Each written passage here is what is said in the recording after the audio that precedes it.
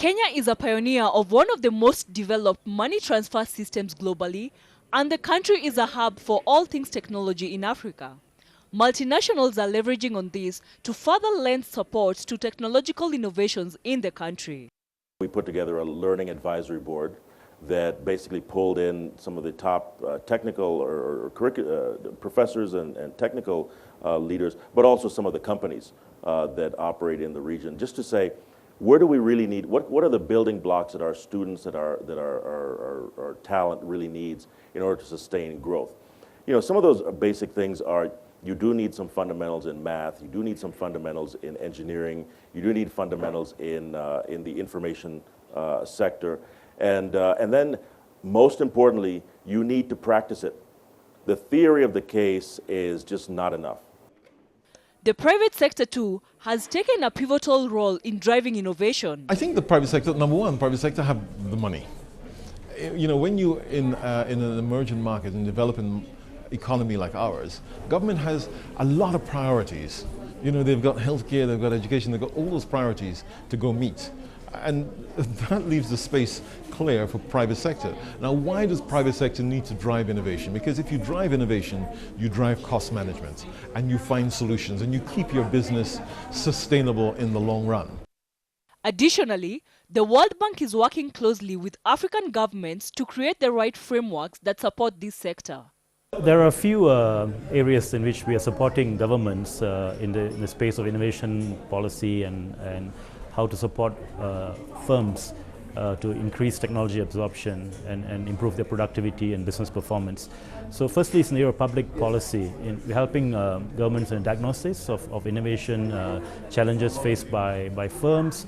And there are a number of areas in which this diagnosis will help. One is in terms of the institutional arrangements, the legal and regulatory framework, for example, for intellectual property rights, and institutions that are dedicated towards supporting innovation. How can you make them more effective and more relevant to the private sector?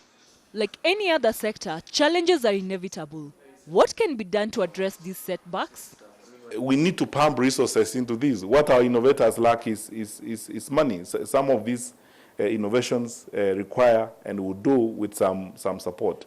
So either A, whether you come up with an innovation fund, as we have been advised by other people, or B, build partnerships where the common conversation that we've been having recently with my colleagues, Mike Macharia and Andrew Waititu, about giving private players tax rebates to be able to contribute towards supporting innovation and putting their own money and their own resources in enhancing the growth of innovation. Industry players say that innovation in Africa is on an upward momentum. I think innovation in Africa is growing, and the reason why it's growing is because the need is so big. And you can either look at the need as being a problem or as an opportunity. And the nature of Kenyans and the nature of Safaricom is that we tend to look at opportunities rather than challenges.